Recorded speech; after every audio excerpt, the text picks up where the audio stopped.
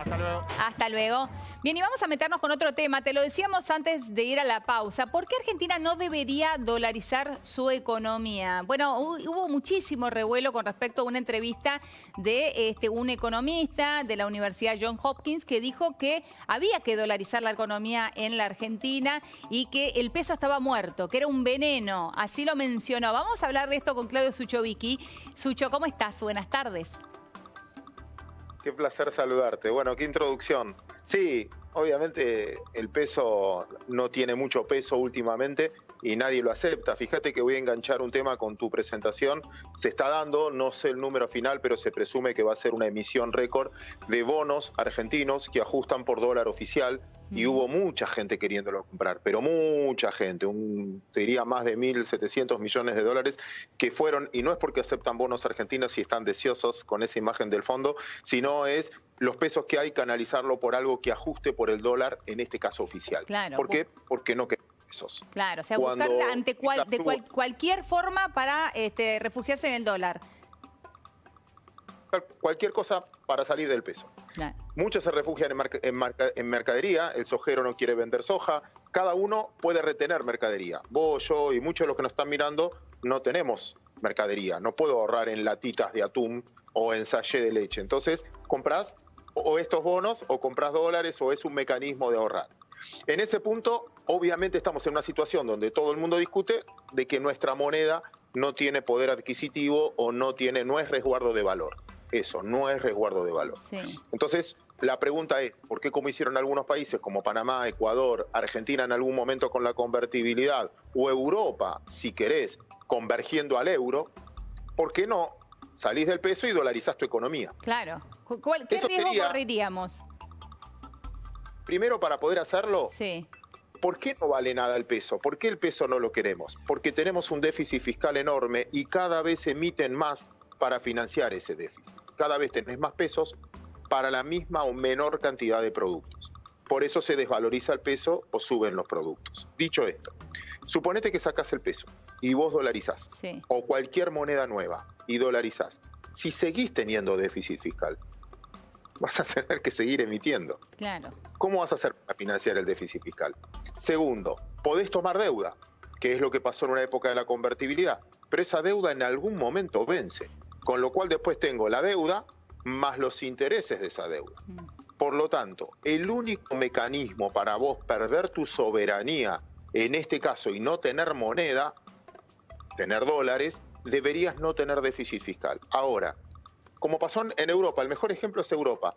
Sacaron el euro y había un compromiso de todos los países de reducir el déficit fiscal hasta un número. El país que lo hacía entraba a la Comunidad Europea. El país que no lo hacía no entraba a la Comunidad Europea. Por eso tuviste muchos países que entraron mucho después y muchos que quieren salir ahora porque no cumplen esa regla. La pregunta entonces, si Argentina, bueno, muchos países que salieron, que tuvieron problemas o que están discutiendo o que tuviste crisis fenomenales, es por su déficit fiscal que no podían cumplir. Claro. Y eso que están bancados por la Comunidad Europea. Ahí lo que vos cedés es para que la política no se meta en el Banco Central, para que un gobierno de turno no diga emitime que necesito pagar planes para ganar una elección o emitime porque necesito para pagar no sé a qué provincia. Bueno, para tener un Banco Central independiente que no tenemos hace mucho tiempo, muchos dicen es sacate el Banco Central de encima y tené otra moneda. Ahora, si no tenés déficit fiscal, para poder tener otra moneda, ya empieza a valer tu moneda. Entonces no tiene sentido perder la soberanía monetaria. Hace bien las cosas. O sea, el punto es, tenemos que ser ordenados. La única manera de tener otra moneda es siendo ordenado. Bueno, si vas a ser ordenado, va a valer tu moneda. Claro, aproveché y tener tu moneda. Claro, está bien. Vos fíjate, en la pandemia me tocó ver dos casos que bastante de cerca, te diría, muy interesantes, que es el de Ecuador y el de Panamá, que están completamente dolarizados. Sí.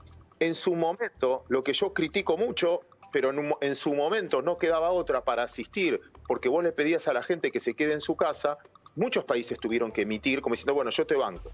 Estos países no podían emitir, con lo cual tuvieron muchos más problemas en su cadena de pagos porque no podían emitir. Así que desde ese punto de vista me parece que es bueno tener cada uno su moneda y ser soberano, en todo caso hacer algo comunitario como la Unión Europea, Claro, con el claro. Mercosur. Ahora, Sucho, entonces, claro, uno se preguntaba, ¿no? Cuando vemos el modelo Ecuador y sabemos que la situación en Ecuador ahora es bastante mala, entonces tiene que ver con esto que nos explicaba recién, es porque no tuvo la posibilidad de emisión tampoco.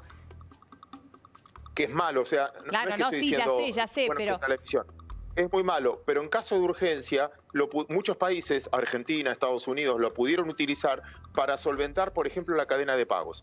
Emitir dinero para que solventar a muchas obligaciones negociables, a muchas empresas para ayudar a estirarle la deuda.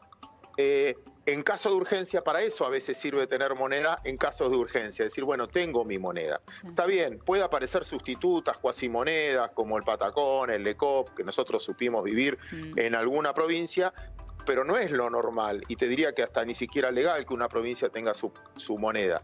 Es más, me animo a arriesgar que el peso terminó siendo una cuasimoneda en Argentina porque no tiene la función de ahorro, ¿no? de resguardo de valor. Por eso está muy bueno el debate intelectual, pero para poder tener una moneda más segura, tenés que tener las cuentas fiscales en orden. Claro. La madre de todas las batallas siempre es el déficit fiscal. Siempre terminamos hablando de lo mismo, o sea, no hay manera de acortar camino. El déficit es, como bien lo decías vos recién, o sea, es la madre de todas las batallas. Si no solucionamos eso, nada de aquí en adelante va a encontrar realmente un buen destino, ¿no? Si gastás más de lo que sos capaz de producir, tarde o temprano alguien te va a ajustar. Claro. O sos vos o es el mercado. Fíjate lo que hablabas con Claudio Loser recién, de las propuestas del fondo, etcétera. ¿Qué te están pidiendo en el fondo? Que licúes vía, en este caso, que bajes el gasto vía licuación. ¿Cuánto gana un jubilado? ¿Cuánto gana un empleado público? Llévalo en pesos. Sí. Lo que estás en evidencia es, está bien, no te toco el salario, pero la inflación es del 40% anual.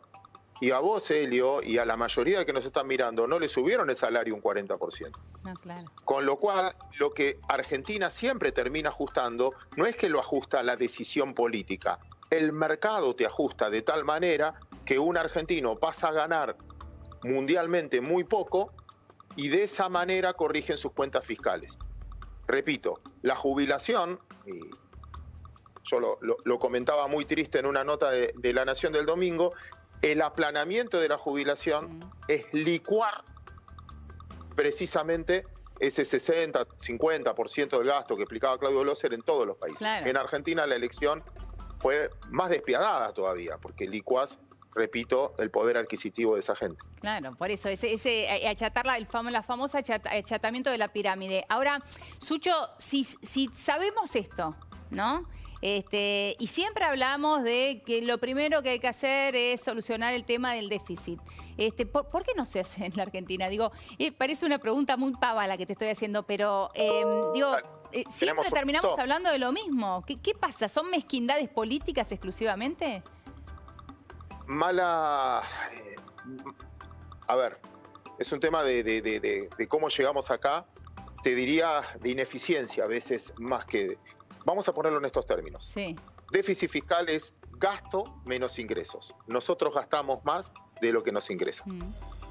¿En qué gastamos? Evaluemos el gasto. ¿Por qué no se puede bajar el gasto público?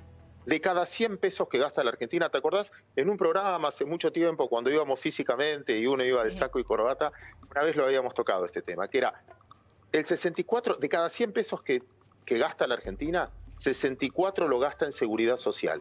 Jubilaciones, pensiones, planes sociales, etcétera.